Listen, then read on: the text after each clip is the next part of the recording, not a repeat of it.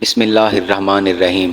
अस्सलाम वालेकुम नाजरीन, आज की वीडियो में हम आपको तुर्क शादियों की अजीब व गरीब रस्मों और रिवाज के मुतालिक बताएंगे जो यकीनन आपको हैरान कर देंगे। नाजरीन, जैसा कि बर्रे सगीर पाक व हिंद में शादी ब्याह की बेशुमार और अजीब व गरीब रस्म राइज हैं, इसी तरह से दुनिया के दीगर खित्तों में भी अपनी अपनी रस्में और रिवाज हैं। इनमें से कुछ रस्म व रिवाज इस कदर अजीब व गरीब होते हैं कि इंसान सोचने पर मजबूर हो जाता है कि आखिर इनका मकसद क्या हो सकता है।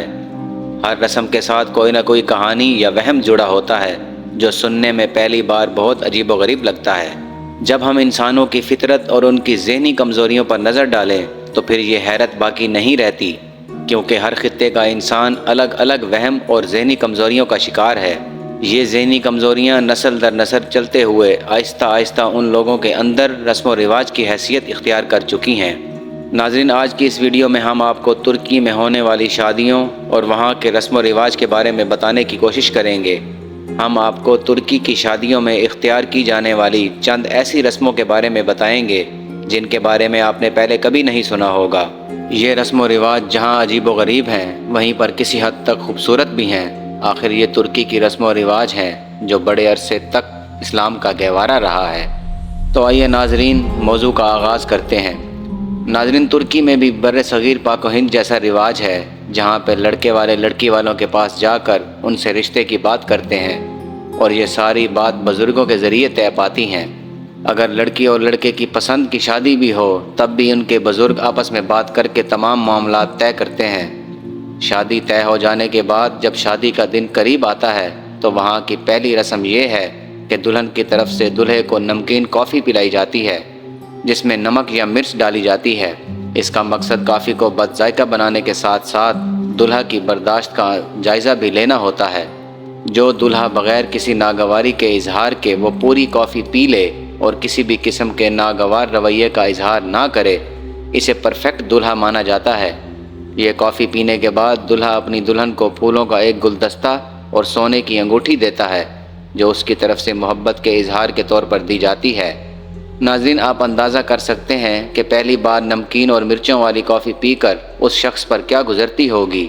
लेकिन ये तो अभी इब्तदा है। इन शादियों में ऐसी ऐसी रस्में हैं जो आपको मज़ीद हैरान कर देंगी।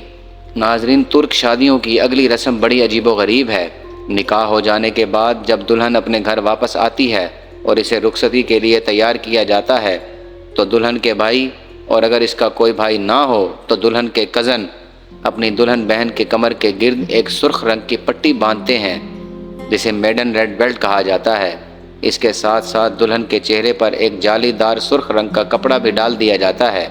दरअसल ये मेडन रेड बेल्ट और सुर्ख कपड़ा इस चीज़ का अलामती इजहार होता है कि लड़की जिसकी शादी की जा रही है बिल्कुल कंवारी है और इससे पहले इसके जिस्मानी ताल्लुकात किसी के साथ भी नहीं रहे और ना ही ये बेवा है और ना ही तलाक याफ्ता है। नाजरीन, जैसे जैसे ज़माना जदीद हो रहा है तुर्की के अंदर से ही इस रस्म के ख़िलाफ़ आवाज़ें उठ रही हैं। ज़्यादातर ये आवाज़ें बेवा और तलाक याफ्ता ख़वातीन की जानिब से उठाई जाती हैं जो दूसरी शादी करना चाहती हैं। उनका कहना है कि ये रस्म उन्हें एहसास कमतरी में मुब्तला कर रही है। आहिस्ता आहिस्ता इस रस्म के ख़िलाफ़ आवाज़ें उठाने वालों में वो लड़कियां भी शामिल हो गईं जिनकी अभी तक शादी नहीं हुई, लेकिन वो यूरोपी मिजाज के माशरे के ज़ेरे असर आकर सेकुलर और लिबरल बनती जा रही हैं। आप समझ सकते हैं कि ये लड़कियां कंवारगी का वो तासुर कबूल नहीं करती जो मुस्लिम माशरों में राइज हैं। उनके नज़दीक शादी से पहले जिस्मानी ताल्लुकात कायम करने में कोई बुराई नहीं। यही वजह है कि लड़कियां मेडन रेड बेल्ट की रस्म के ख़िलाफ़ आवाज़ उठाती हैं, क्योंकि ये अपनी इफ़्फ़त और हया का मोती खो चुकी होती हैं। नाज़रीन, जैसा कि आप जानते हैं कि बर्रे सगीर पाक व हिंद में दुल्हन की सहेलियां दुल्हन को मेहंदी लगाती हैं और ये उम्मीद रखती हैं कि उससे उनकी शादी जल्दी हो जाएगी। तुर्की में ये रस्म बड़ी हद तक उलट है। तुर्की में जब लड़के वाले बारात लेकर आते हैं तो उस तकरीब से पहले दुल्हन अपनी कंवारी कज़न और सहेलियों के नाम अपने दोनों जूतों के तलमों पर तहरीर करती है। उनका मानना है कि ये करने से उन लड़कियों की शादी जल्दी हो जाएगी। दुल्हन यही जूता पहनकर सारा दिन तकरीब में घूमती फिरती है। इस दौरान जिस लड़की का नाम बिल्कुल मिट जाए या इतना घिस जाए कि पढ़ा ना जा सके तो उसके बारे में उम्मीद लगाई जाती है कि उस लड़की की शादी इसी साल हो जाएगी, और अगर शादी ना भी हुई तो उसे उसकी पसंद का लड़का ज़रूर मिल जाएगा। یہی نہیں بلکہ اس کے ساتھ ساتھ اس تقریب کے دوران دلہا اور دلہن ایک دوسرے کے پاؤں پر پاؤں چڑھانے کی کوشش کرتے ہیں۔ جیسا کہ آپ تصویر میں دیکھ سکتے ہیں کہ دونوں کی کوشش یہ ہوتی ہے کہ ایک ساتھ کھڑے ہو کر دوسرے کا دھیان بٹا کر اس کے پاؤں پر اپنا پاؤں رکھ دیا جائے۔ زیادہ تر اس کوشش میں دلہنیں کامیاب رہتی ہیں۔ ایسا بہت کم ہوتا ہے کہ دلہے پہلے ہی دلہن کے پاؤں پر پاؤں رکھنے میں کامیاب ہو جائیں۔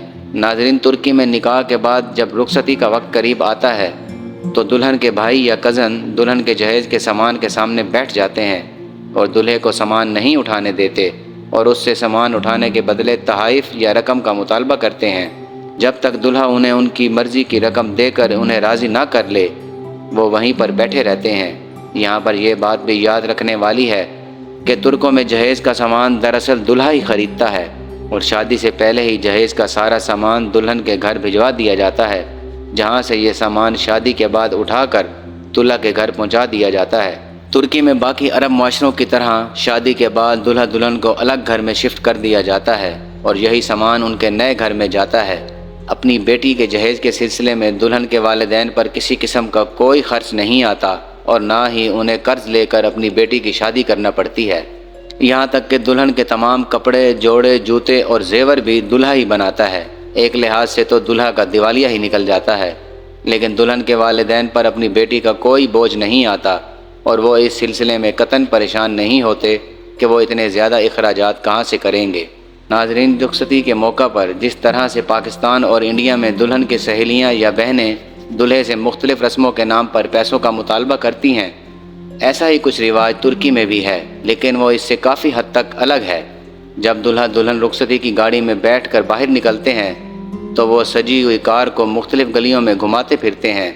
مختلف گلیوں میں اس محلے کے بچے اس گاڑی کے آگے کھڑے ہو کر اسے روکتے ہیں اور دلہا سے پیسوں کا مطالبہ کرتے ہیں۔ یوں دلہے کو اس موقع پر بھی ان بچوں کو خوش کرنے کے لیے اور گاڑی کا راستہ چھڑانے کے لیے اچھے خاصے پیسے ادا کرنے پڑتے ہیں۔ اس کے ساتھ ساتھ اس گاڑی کے ساتھ چلنے والے لوگ اونچے اونچے ہارن اور باجے بجاتے ہیں، جو اس بات کا اعلان ہوتا ہے کہ اس لڑکی کی شادی ہو گئی ہے اور دلہا اسے رخصت کر کے اپنے ساتھ لے جا رہا ہے۔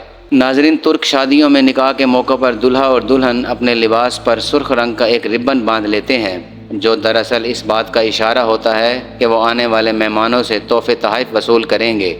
یہاں پر یہ بات بھی ذہن میں رکھنے کی ہے کہ ان تحفوں میں رقم دینے کا کوئی رواج نہیں، بلکہ رقم کی جگہ پر سونے کے سکے یا سونے کا ہی کوئی زیور دیا جاتا ہے۔ شادی سے ایک دن پہلے مہندی کا اہتمام کیا جاتا ہے، جس میں دلہن کی سہیلیاں، بہنیں اور کزنز ہاتھ میں جلتی ہوئی موم بتیاں پکڑ کر دلہن کے گرد رقص کرتے ہیں اور یہ رقص اس وقت تک جاری رہتا ہے جب تک دلہن کے آنسو نہ نکل آئیں۔ اس کے بعد دلہن کی ساس دلہن کی ہتھیلی پر ایک سونے کا سکہ رکھتی ہے اور پھر دلہن کی سہیلیاں اور کزنز مہندی لگانے کے عمل کا آغاز کرتی ہیں۔ ساری رات ترکی کے مخصوص روایتی گانوں پر ڈانس کیا جاتا ہے اور یوں اگلے دن شادی کی تقریب شروع ہوتی ہے اور شادی انجام کو پہنچتی ہے۔ ناظرین، یہ تھی ہماری آج کی ویڈیو۔ امید کرتے ہیں کہ ہماری ویڈیو آپ کو پسند آئی ہوگی۔ انشاءاللہ بہت جلد آپ کی خدمت میں ایک نئی ویڈیو کے ساتھ حاضر ہوں گے۔ تب تک کے لیے اجازت دیجیے۔ اللہ حافظ۔